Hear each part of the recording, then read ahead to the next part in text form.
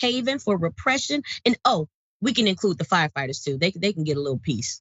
But we're going to make sure that all of the urban warfare we want to do, we can practice it right here. We'll have the Israelis come and train us here. We will train outside law enforcement agencies here too, because then, hey, they can do what we're doing and repress their people even more, just like the city of Atlanta. Look at the model that we are. For those who are progressives on the Atlanta City Council, let me say this to you. There are some defining moments in your political career, and this is going to be one of them. Make the right decision. Number two, if you rip this contract up in lieu of a better one, please understand the first contract was when we voted for you. That's a contractual obligation. We voted for you based on promises you submitted to us. Please understand the most sacred contract you have is the one that happened on election day. All right, Reverend, always a pleasure, dear sister. Thank you for your advocacy. For people, if they would like to follow you and check out your work, how can they do so?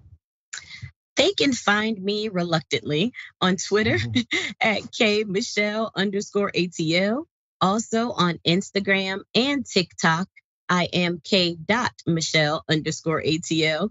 Facebook, just Kiana Jones. And then you can always Google me because there are things out there, I'm sure. But definitely stay abreast of what's going on in your community. I want people to understand that they have the power, no matter what anybody says. The power is within them. And those who are in authority are beholden to us. Thank you, Reverend. We appreciate you. Remember, thank you so much. My pleasure. Remember, take care of yourself, take care of each other, take care of the planet. Remember, the truth is always indisputable.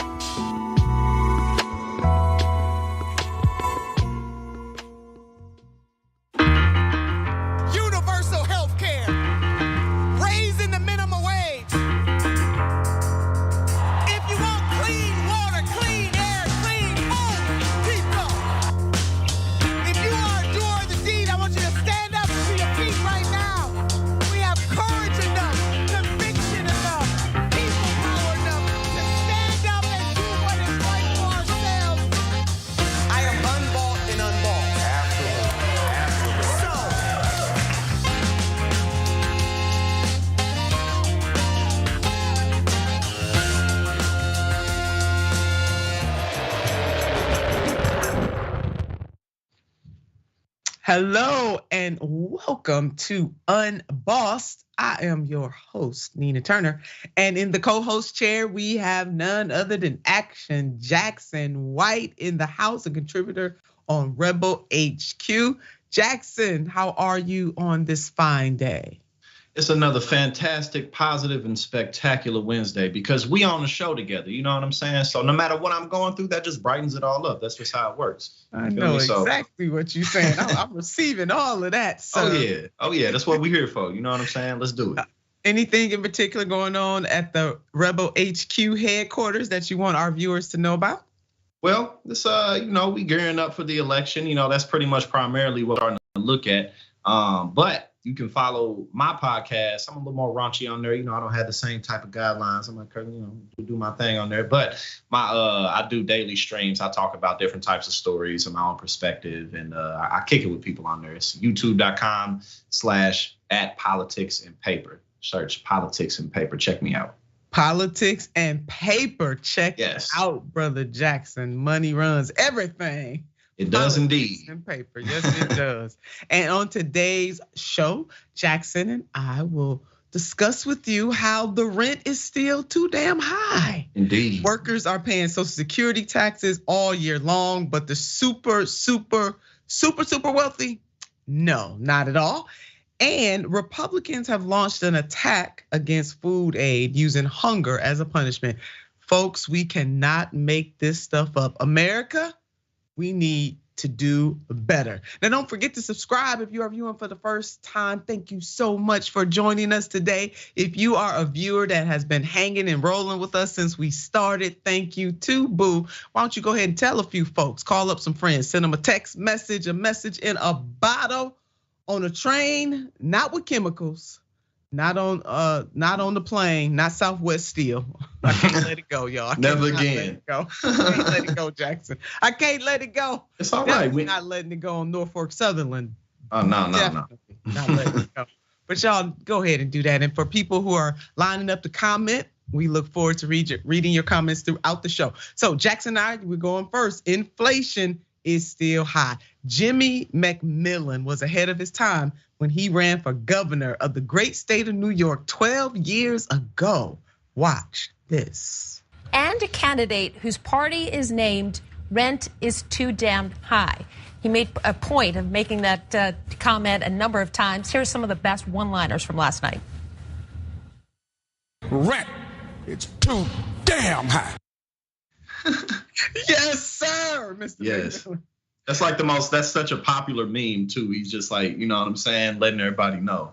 Yeah, he did that. I mean, nothing else need to be said. He laid it out, he told it like it was and like it is. Yep. Right now, today, the rent is too damn high. The eggs are too damn high. The chicken wings, too damn high. The produce, too damn high. Gas, everything. Everything. Too damn high. That's what we gonna start, Jackson White. The everything is too damn high party. That's what we gonna do. We might as well. Well, first we need a ranked choice voting system. Then we'll be able to do our thing a little better. Absolutely, we do need ranked choice because we know this duopoly is going to continue to be in control for the foreseeable future. God bless the people who are moving and trying to push for Americans to have other choices. Over 300 million of us, and to lock people into two political ideologies, two political camps, doesn't make a whole lot of sense to me, but here we are. But yes, Jackson is absolutely right. Ranked choice voting will get us closer and closer to what the people really need and what they are looking for. Go ahead and check out this headline, family. US inflation eases but stays high. Now, how it eases but it stays high? Okay, putting Fed in a tough spot. I want to correct that headline. This is how the headline would read. US inflation is not easing. It is too damn high and it's putting everyday people in a tough spot. How about that, Jackson? I mean, I like that headline a lot better.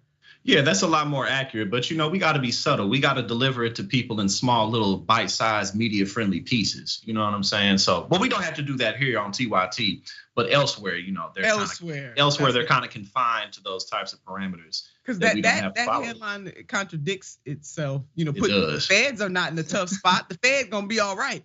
It's the everyday American people who are in a tough spot. Let's go on and correct that. But we appreciate the attempt. Let's go ahead and break this down. That is what we're going to do. The government said Tuesday that prices increased 0.4% last month, just below January's 0.5% rise, yet excluding volatile food and energy costs. How are you going to exclude the main thing that people need? So-called core prices rose 0.5% in February, slightly above January's 0.4% gain. The Fed pays particular attention to the core measure as a gauge of underlying inflation pressures. Let me just put this in simple terms. Inflation is hurting folks. They can't afford stuff, period. Like they can't afford, let's not even get to luxury. They can't afford their needs. That's really what that paragraph was all about. So I'm gonna dress it up for you. When measured against prices a year ago, inflation has been easing, put a air quotes in front of that, for 8 months. In February, consumer prices climbed 6% from 12 months earlier, down from January's 6.4% year over year increase and well below a recent peak of 9.1% in June. Yet it remains far above the Fed's 2% annual inflation target. Core prices in February rose 5.5% from 12 months ago, down slightly from 5.6% in January. What I said before stands.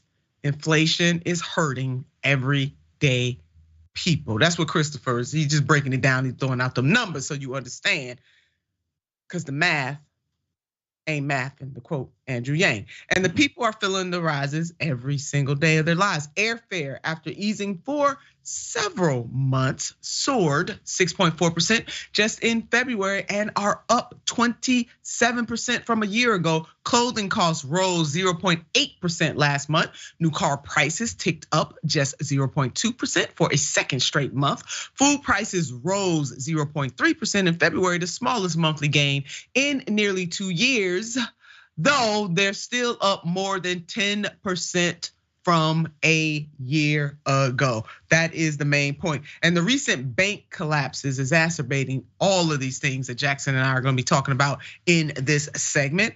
With the collapse of 2 large banks since Friday, fueling anxiety about other regional banks, the Fed for now may focus more on boosting confidence in the financial system than on its long-term drive to tame inflation. That is a sharp shift from just a week ago when Chair Jerome Powell suggested to a Senate committee that if inflation didn't cool, the Fed could raise its benchmark interest rate by a substantial half point at its meeting March 21 through 22. Action Jackson, your thoughts on all the happenings around inflation? Well, I think that, it's nice that we're able to tie the inflation discussion with the recent bank collapses because, pretty much no matter the economic circumstance, the elite corporate system grows stronger and the economic divide steepens. And the big banks win at the end of the day. The Silicon Valley bank collapse, a lot of what happened during that time, this connects as well to like all these Meta layoffs and Google layoffs.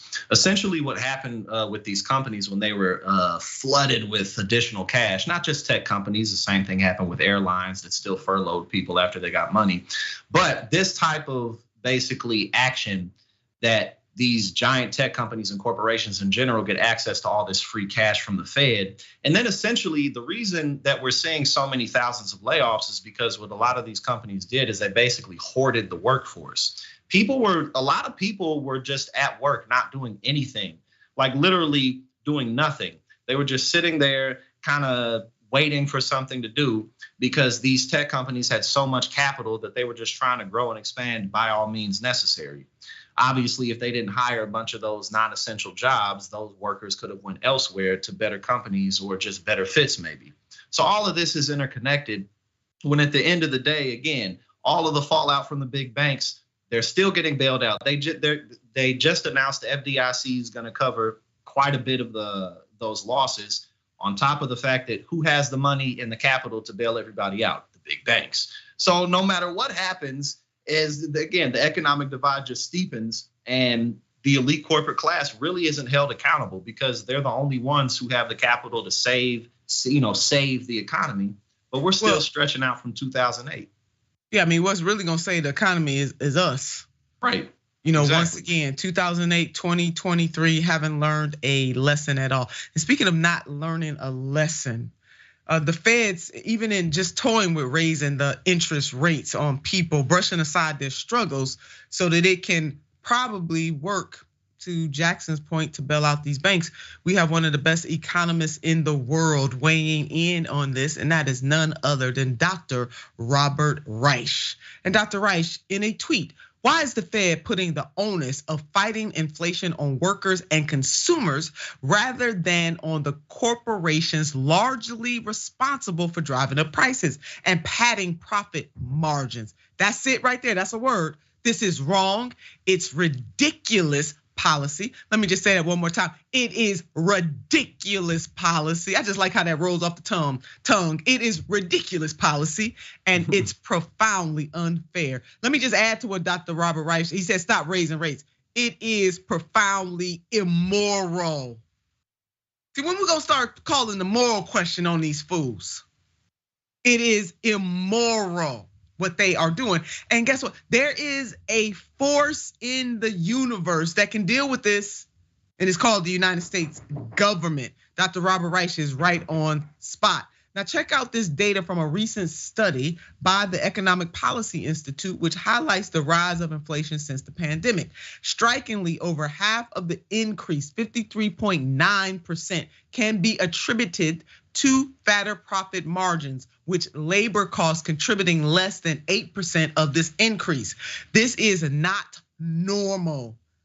emphasize that this is not normal. From 1979 to 2019, profits only contributed about 11% to price growth and labor costs over 60%. This is coming from the Working Economist blog. They just laying it out. And I want you to look at this chart that puts it right there for us. Normal and recent contributions to growth in unit prices in the non-financial corporate sector. We see the corporate profits right there, baby. And if you're only listening, Jackson, it is very clear, 53.9%. We might as well go ahead and round that up to 54% of these higher prices is coming from corporate greed. That's it. They're basically just conning the country. I mean, essentially, in terms of how they, brand their presence and their mission, all while colluding in terms of just corruption and getting politicians to fall in line each and every time. Time. Jackson. Somehow they're making these record profits when everybody else, like millions of people, are losing jobs and losing all their savings. Actually, a friend of mine just got laid off as a result of the Silicon Valley Bank crash. So again, people suffer, but these companies make huge profits that go to very few people. And they gave bonuses and stuff. I mean, they knew that this was happening. That's why the DOJ need to come down hard on these fools. So it's simple. The corporations are raking in billions, but Big Mama, Big Papa in the hoods where they misunderstood, whether they the rural hoods, urban hoods, or suburban hoods, are suffering throughout this country. And these fools are playing games. It is truly about time somebody, and I mean somebody, we know who those somebodies are. Now, if Santa Claus can make a list and check it twice and find out who's naughty and nice, you mean to tell me the feds ain't got a list that they can check to determine who's naughty and nice? Oh no, they got the list all right. It's their owner donors. All they got to do is look for the folks that's giving them all them donations. They on the damn naughty list. And they sending this country over the edge, America. Now, workaday people, we can't keep putting up with this. Somebody, and I mean somebody, and we know who those somebodies are, ought to be held accountable. We're gonna stay up on this. The rent is too damn high. Underline, exclamation point, bolded, message in a bottle, baby, on a train. Not Norfolk Southern. All right, we go into the Social Security loopholes. The news just keeps getting better and better. I'm being very sarcastic. The ultra rich continue to exploit tax loopholes. Hell, they wrote the tax law. That's why they get to exploit it, because they created the rules. Just in case you didn't know, I'm letting you know. And Social Security taxes are just one of the ways in which they continue to exploit the system that they created. Look at this headline from People's World.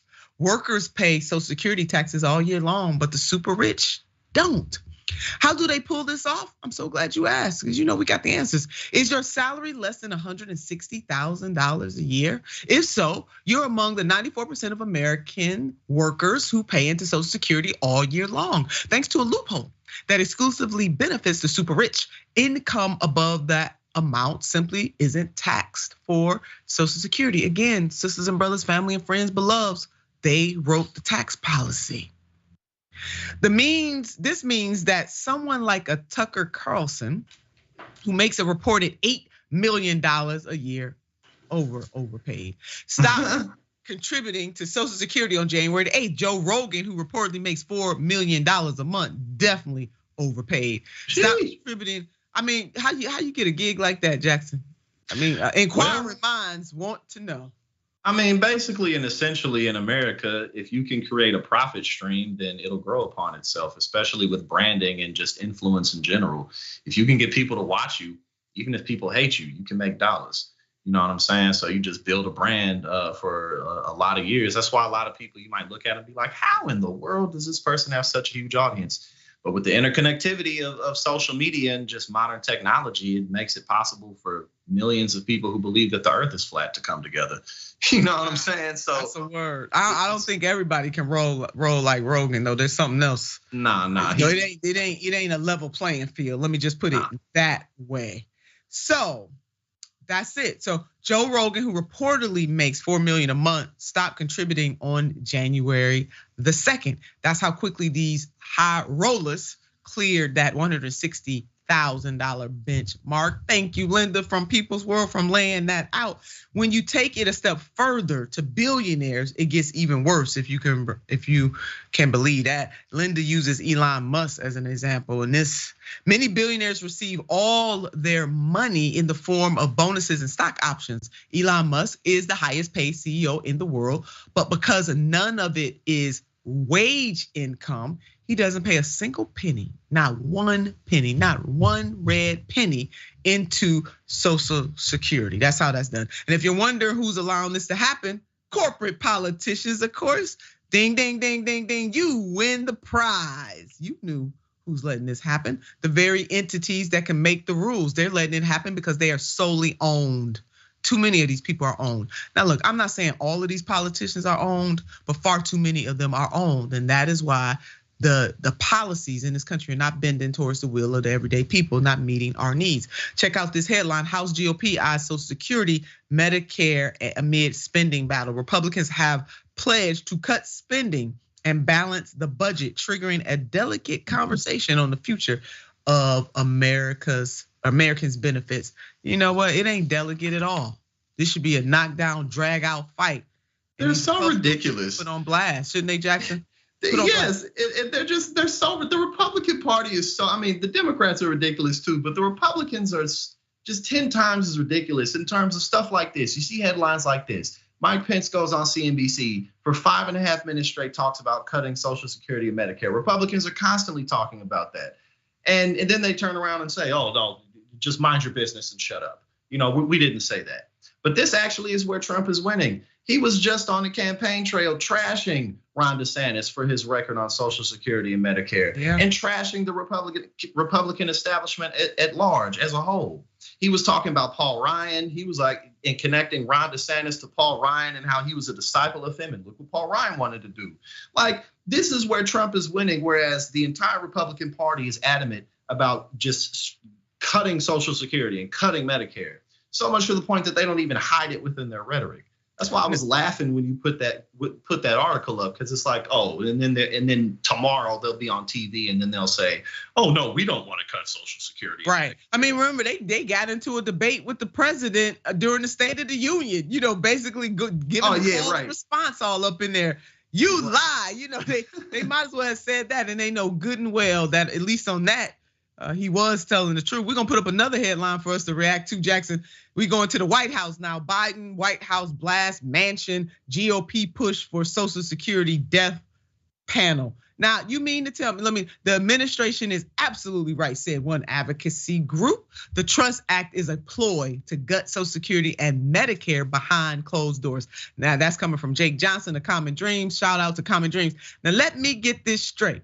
The shadow president who got coddled, who got invited to the White House. Meanwhile, faux progressives got blasted over there in that progressive do nothing caucus, the Congressional Progressive Caucus that is definitely spineless, and they have no spine whatsoever. But let me just go ahead and say, Manchin gets invited to the ultimate mansion.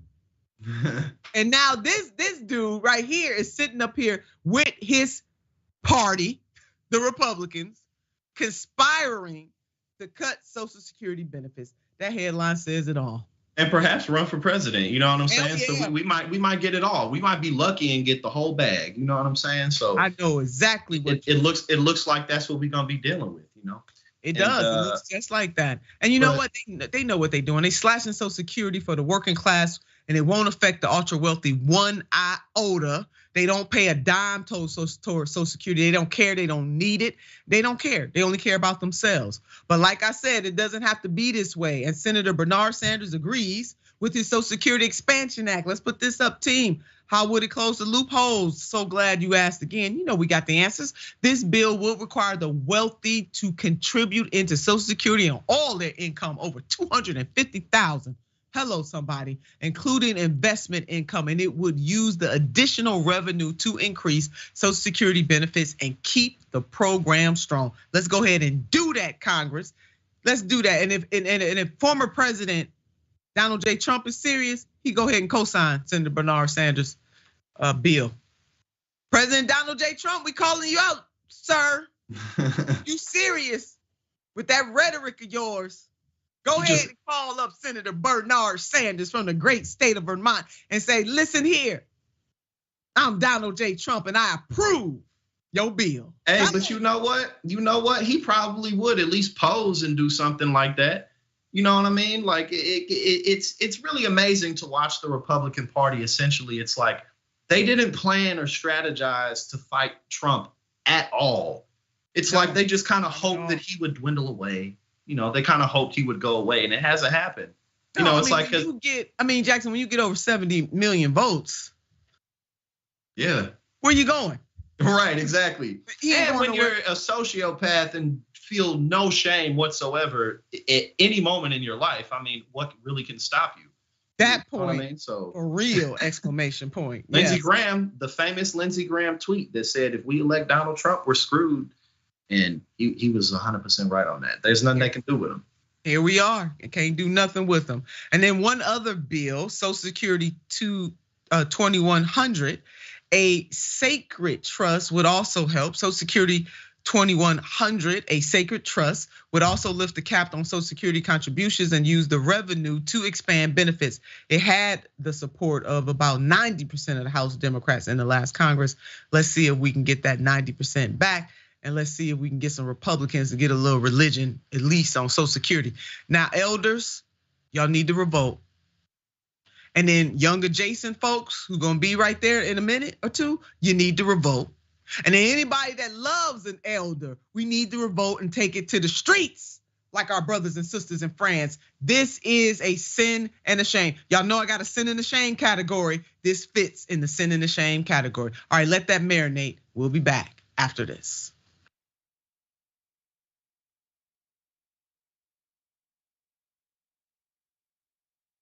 Welcome to Indisputable.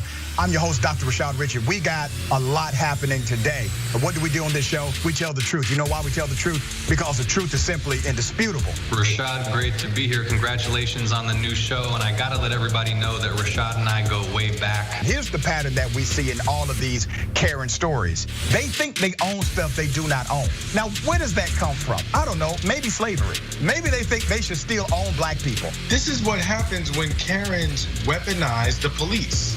When you're used to privilege, equality seems like oppression. It hits you in a certain way when someone is holding you against your will, treating you like you're a criminal and you're an innocent person. This is something that black people face no matter where they are. A stronger black economy lends itself to a stronger, greater economy. Don't think it's exclusive of you, it's inclusive of you. What's your beef with critical race theory? It adds more fuel to the fire of the racist tendencies that we already have. We have a generation of problem solvers that can remedy the problem if they are properly taught what the problem is. You know who created redlining in this country? It was a white liberal. I don't give a damn who created it. If it's a racist policy, Shelley, here's what I don't know. I don't know. See, there you go filibustering, brother. You're scared of this truth, but you're gonna get it though.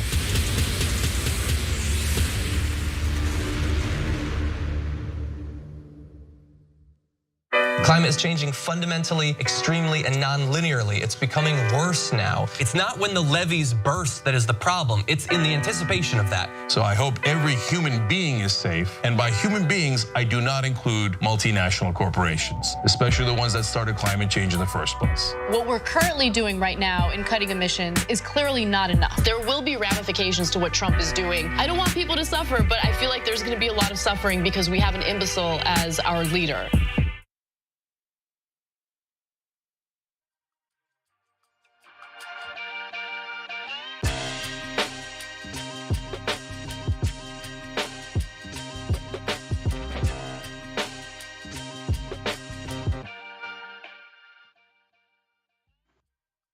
Welcome back to the show. I hope you're still marinating while you are. As a TYT member, you not only help us do the shows every day, but you drive real positive change. We definitely need you to go ahead and become a TYT member.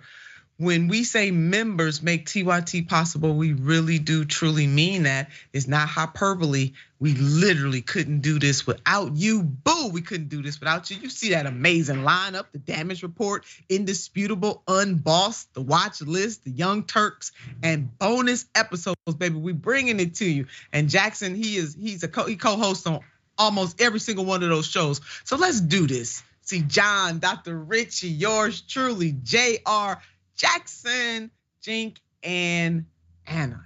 And we about to get stronger with the election coming in strong. You know what I'm saying? We are. Gonna go strong just along with it.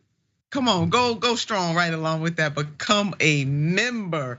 Now let's go to the viewer comments. TYT member, hey Mickey, you running strong this week. We need an actual progressive caucus. Yes, we do, Mickey. They are weak as hell. There must be rules to join and stay in. Only after putting up real progressive bills and voting for a large percentage of those bills can one stay in it. You got that right. And if a full progressive runs against a progressive, you ought to stand up for the real progressive. Just say ouch if I'm coming down your street. Hoover, baby, how you doing? Inflation in America?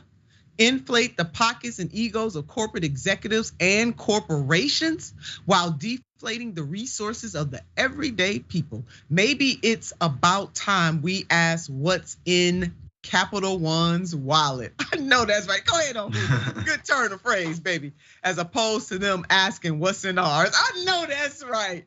You better go ahead and do that, Hoover. You on fire, baby. That's another shirt. I don't remember. We came up with some shirt, something you said. I don't remember what it was. It was the extra crispy. It was something, but we keep coming up with like just great merchandise ideas from the comments, you know? Yeah, from the comments. But Hoover did that. Maybe it's time we ask what's in Capital One's wallet as opposed to them asking what's in ours. I know that's right, Hoover. Now on Twitch, that's where we going. San Diego, Nina and Jackson, exclamation points. Sending y'all love for all the love y'all send out. Yes, we are sending love back to you, baby. And on YouTube Super Chat, you don't like my music. You don't like my music, you ain't got to listen. I'm sure that's right. Nina doesn't just talk the talk. She puts her neck out there. That takes guts. Thank you. Right. You don't like music. It really does, baby. I got haters.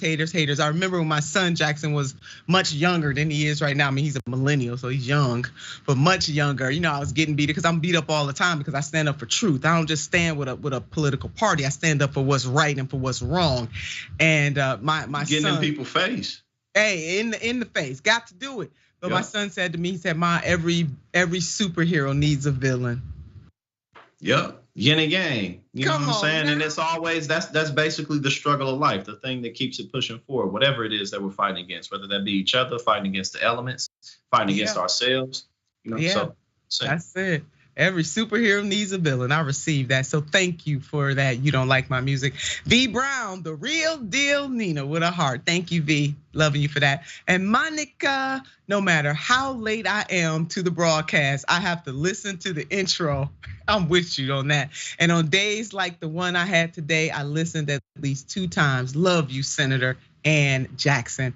Well, Monica, thank you so much for that. And we don't know what you're going through today, but we are glad that the intro to the show has lifted your spirit somewhat.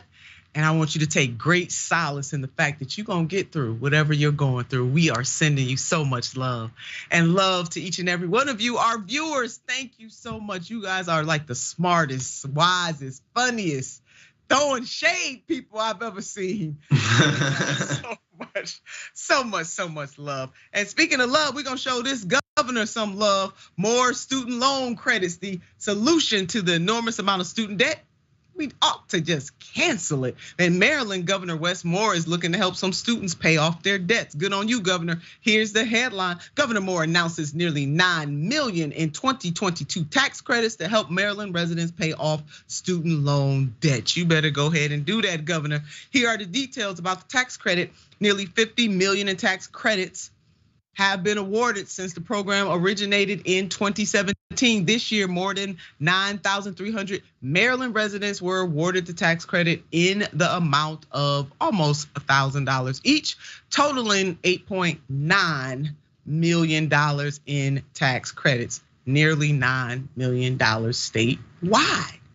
And here are the details about that tax credit. Nearly 50 million in tax credits have been awarded. We read that already. Let's go to the next one. Maryland taxpayers who have incurred at least $20,000 in undergraduate and or graduate student loan debt and have at least $5,000 in outstanding student loan debt are eligible to apply for the student loan debt relief tax credit. That is very, very good.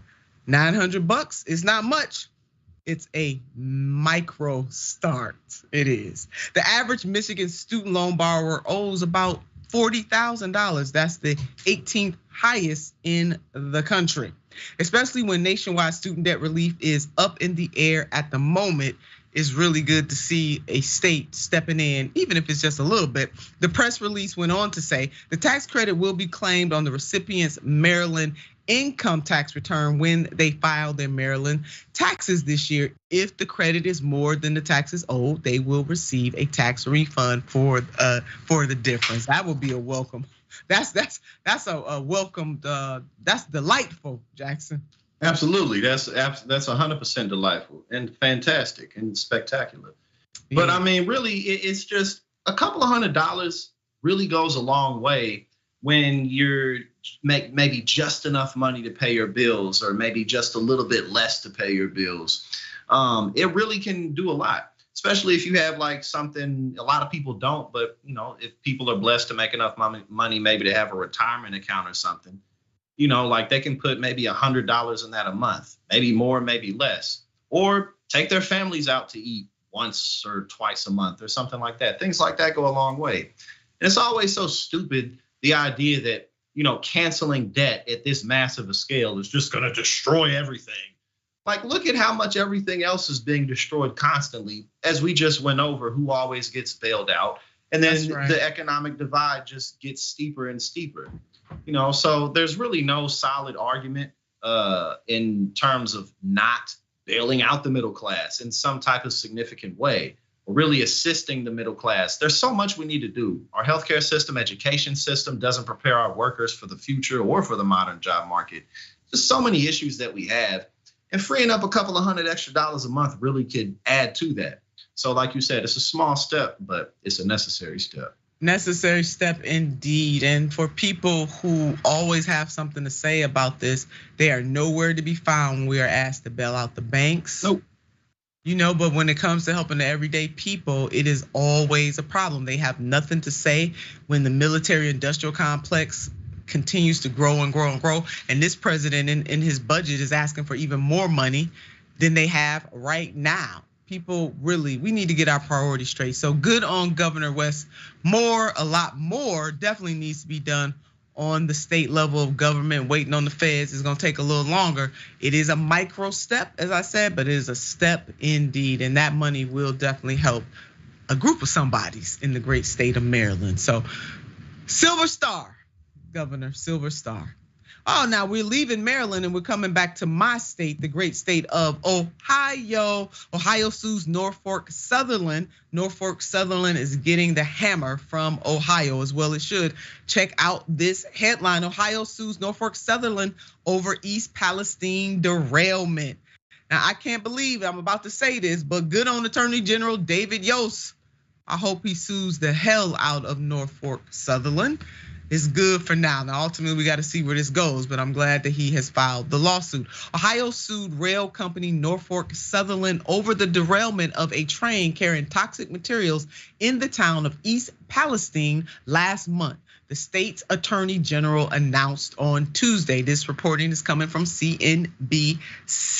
The 58-count lawsuit alleges several violations of state and federal law pertaining to hazardous waste, water pollution, air pollution, and common law negligence, among others, said Dave Yost, the state attorneys general, during a press briefing. The state is seeking damages, civil penalties, and a declaratory judgment that Norfolk Southern is responsible, he said. You're damn right, they are responsible. The attorney general is correct. They are indeed responsible. He went on to say that this derailment was entirely avoidable. Norfolk Southern has seen an 80% increase in accidents over the past decade. the fallout from this highly preventable accident is going to reverberate throughout Ohio and Ohioans for many, I'm throwing in more many years to come. Yeah, Attorney General is right. And AG Yost is seeking the following from Norfolk Sutherland. The state of Ohio's costs include natural resource damages, emergency response, and economic harm to the state and its residents, payment to businesses that have lost significant revenue as people continue to avoid the area. And within this article, the Attorney General went on to say that with some of the businesses that he has been talking to, they have said, hey, we're losing business, and that's understandable. Nobody really wants to go to EP anymore because of this. They're scared of the water. They're scared of the air, they're scared of the soil, and rightfully so. All is not right in East Palestine. The Norfolk Sutherland executives met with AG Yost and put out the following statement. We look forward to working towards a final resolution with Attorney General Yost and others as we coordinate with his office, community leaders, and other stakeholders to finalize the details of these programs. Jackson, your thoughts?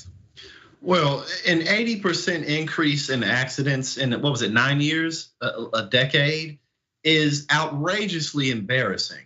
But also it's reflective of just human nature. And again, the idea that nobody needs to be watched over, that these, just different types of regulations to make sure that things like this don't happen, that people will just do the right thing because of profit or whatever, is absolutely ridiculous. People won't do that. People make shortcuts. I mean, we were just talking about Joe Rogan. One of the biggest clips Joe Rogan ever had was when he was on there with Dave Rubin, and he was like, dude, what are you talking about? People make shortcuts all the time. That's why we need regulations for building projects and all types of things like this. It's to like keep people safe. Yeah, it's obviously it's common sense, but again, an 80% increase in accidents just shows like people being cheap as they possibly can, paying as little as they possibly can for materials, not really having any type of investigations or any type of probes into how safe their materials are.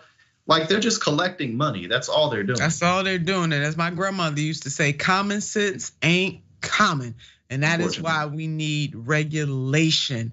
Now, ultimately, I'm not sure how far AG Yost will go on behalf of the residents of East Palestine and the great state of Ohio. Most certainly, Norfolk Sutherland will probably try to settle. And it is my hope that the Attorney General does not settle for crumbs, because the residents of EP deserve more than crumbs. The residents of this great state deserve more than crumbs. And I hope Pennsylvania sues the hell out of them too. The damage that was done by this train derailment will be felt for generations. They need a short-term relief and they need long-term relief as well. Now this tweet though that we're about to show reminds us that we should not fall for the banana in the tailpipe. Don't do it, all right?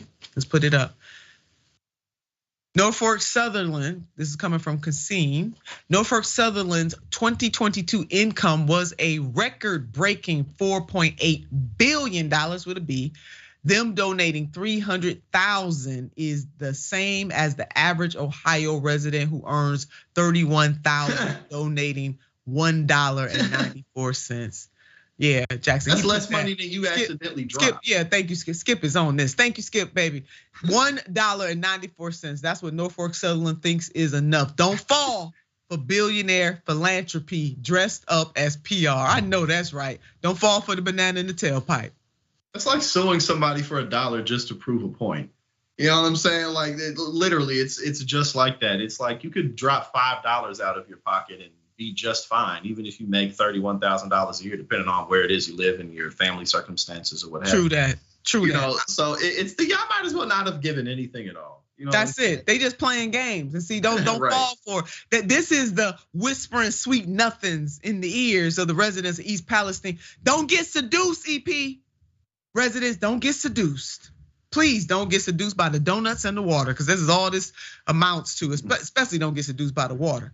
But it's a good example, you know. I mean, it really is of what these people are all about, and it's good and surprising to see. I got another one for you. That Senator Chuck Schumer calls for the NTSB to expand its investigation beyond Norfolk Sutherland. I am quite surprised that he is doing that in his tweet. We need to make it clear in a tweet We need to make it clear, Norfolk Southern isn't the only rail company that lobbied to loosen regulations. You got that right. Neglected safety upgrades and laid off workers. At NTSB must expand their investigation into a comprehensive review of all Class 1 freight railroad company safety practices. You got that right, Senator. So I'm glad he's calling on the NTSB to do that, Jackson. But I want to see the feds jump in here a little deeper, a little stronger, a little swifter. Oh yeah, we'll take the W. You know, if Chuck Schumer gonna even make noise or push forth with this, we'll definitely take it. But again, you see stuff like this, and it's just so obvious that these things are habitual as a result of greed. You know, people just cutting corners. It's so simple. The thing, humanity is quite complex, but quite simple at the same time. Yeah. And this just is not complicated. Not complicated at all. So we'll keep you all posted as the lawsuit unfolds. East Palestine residents, we rooting for you, baby. Yes, we are. Let's go on to a few viewer comments before we get to our next segment. Tail Wagging Dragon. Hey, Tail Wagging Dragon, I love that. Love for you, Nina, a superhero. Thank you, baby, I appreciate you. Eclectic, the cancel student debt movement is a type of cancel culture I can get behind. I know that's right. Look how y'all turning them phrases. Y'all are absolutely the best up in here, And on Twitch, Chipmunk. Hey, Chipmunk.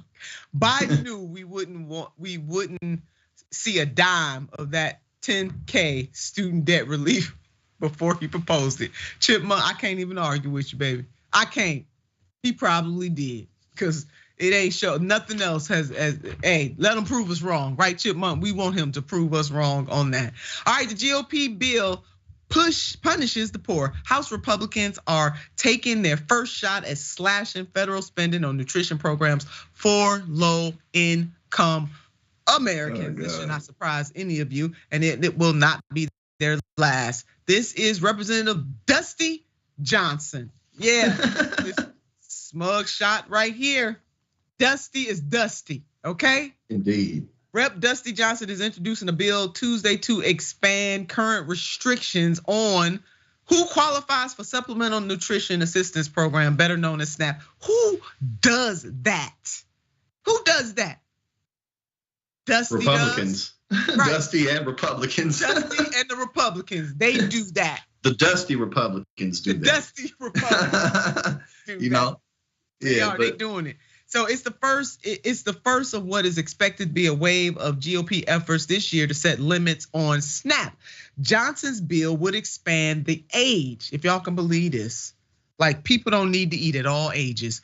Expand the age bracket for the able-bodied SNAP recipients without dependents who have to meet complicated work requirements. The legislation would also limit the federal government's ability to waive those work requirements for states, he says, are abusing loopholes in the system. Under SNAP rules, people categorized as able-bodied adults without dependents are only allowed to receive federal food stamp benefits for 3 months during any 3-year period. Now let that marinate. 3 months for any 3-year period when they aren't employed or taking part in work training, a restriction that experts and advocates have long decried as cruel punishment. Those are the facts. And Johnson's legislation currently has 14 Republican co-sponsors. Jackson, your thoughts? Well, you know, the craziest thing about this is always that they do it under the guise of really, really caring about the working class at large. They always sell it as, and we talk about Mike Pence on CNBC all the time. That's going to keep coming up. But you know, my granddaughters, I saw my new granddaughters, and I just thought about the debt and the deficit, and I just can't imagine them having to pay that off in the future. Like, it's always because they just love their children and their grandchildren so much, not because they just want more money so they can kick their feet up. It's not because of that, which actually is the more likely and logical option between the two.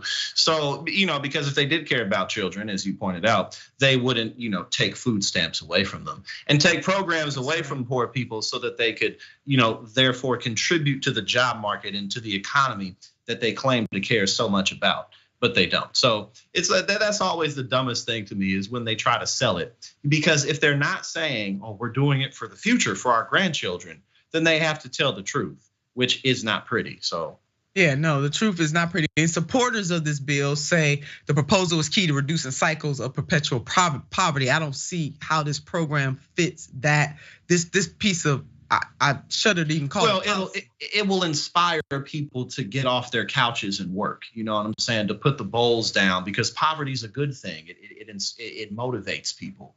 They'll sell it like that too. Yeah, that's how they selling it. But we have a thing called the working poor in this country. The key word is working poor. There's something wrong with these fools. I mean, it is something wrong with these fools. Now, opponents warn the bill would use food as a punishment for not having a stable job. Let's put this up. Essentially, this is a time limit which disproportionately affects people of color, that takes SNAP away when people aren't working, withholding food as a punishment for not having a stable job. There it is, America. Is this what this has come down to? Is this what it has come down to, America? We deserve so much better. We're gonna keep an eye on that. Literally keep an eye on that. All right, y'all, we moving to Michigan, the great state of Michigan, the state up north from Ohio. As long as we're not talking football, I can talk about Michigan. Go Ohio State, I had to throw that in there. Michigan has us shouting yes for unions. Take a look. Seeing all members present having voted without objection, the secretary will close the board and announce the vote. Mr. President, on vote passes Senate Bill 3-4. There are 20 aye votes, 17 no votes, and 1 excused. A majority of members elected and serving having voted therefore, the bill is passed. Mr. President.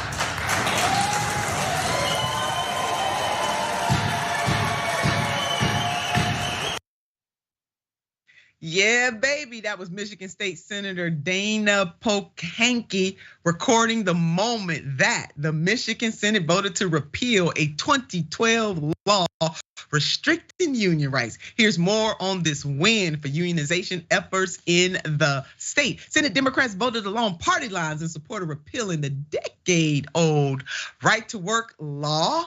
Good on y'all. In a state long considered a pillar of organized labor, the law enacted in 2012 when Republicans fully controlled the Michigan government prohibits public and private unions from requiring that non-union employees pay union dues, even if the union bargains on their behalf. Senators approved the repeal on a 20-17 vote, sending it back to the House, which passed its own version last week, but must approve the final language. Democratic Governor Gretchen Whitmer has said she'll sign it. No stuff. The Senate also followed the House's actions last week in voting to restore the state's prevailing wage law, which requires contractors hired for state projects to pay union level wages, as well they should. A bill seeking to reimburse some union members the cost of their dues has also been co-sponsored by 33 House Democrats, further signifying the direction of the party after they took full control of the state government this year.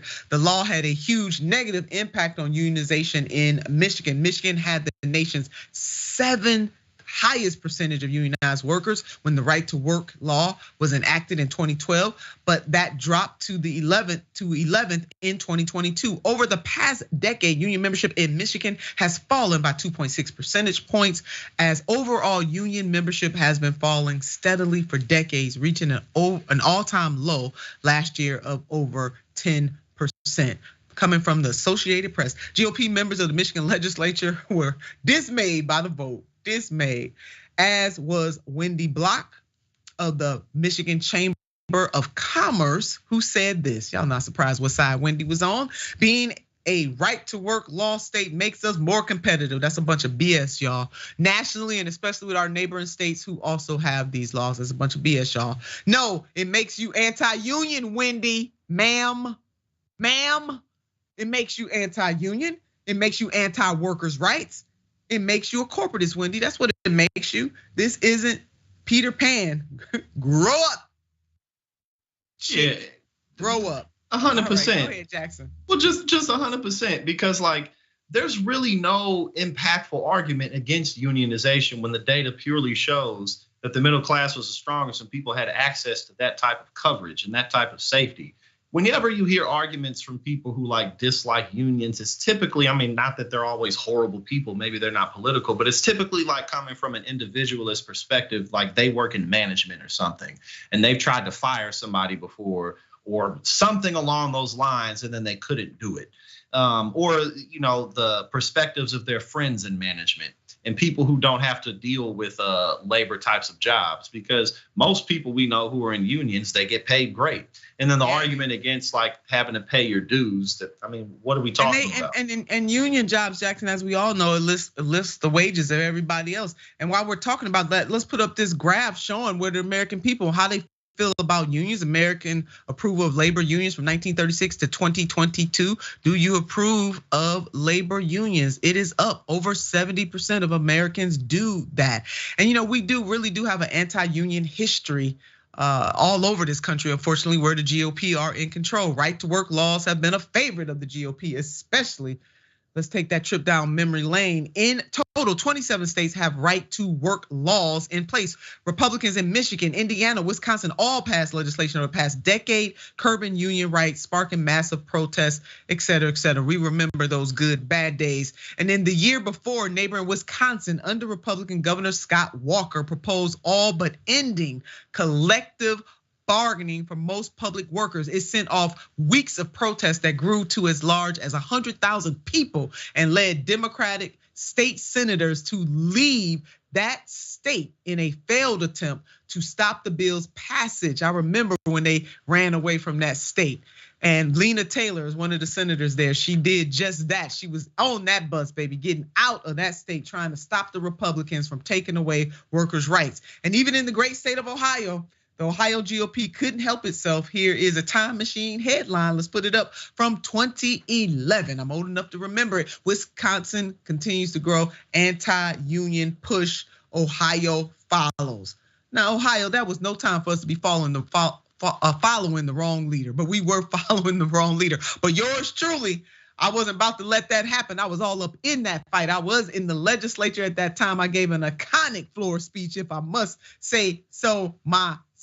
And so while many Washington representatives disappointed in 2011, state legislatures stepped up as champions for labor rights, the public sector, and economic justice. Turner wasn't the only smart, passionate legislator to take the national stage, but the breadth of her agenda stood out. Y'all better go say that, Nation magazine. As she was standing up for workers' rights, Turner was also taking the lead on an array of economic development, voting rights, and social justice issues. That was written by John Nichols from the Nation magazine. I just gotta let y'all know, beloveds, that I was named the nation's state senator that particular year, baby, because I brought that thunder, if I must say so myself.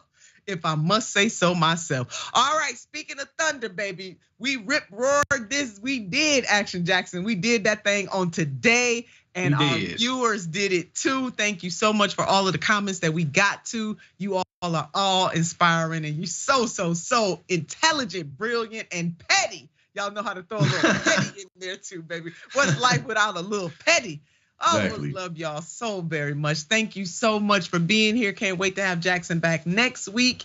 Each and every one of you, you know what I want you to do about this time. I want you to keep the faith. Always keep the faith, and couple that faith with the fight. Until next time.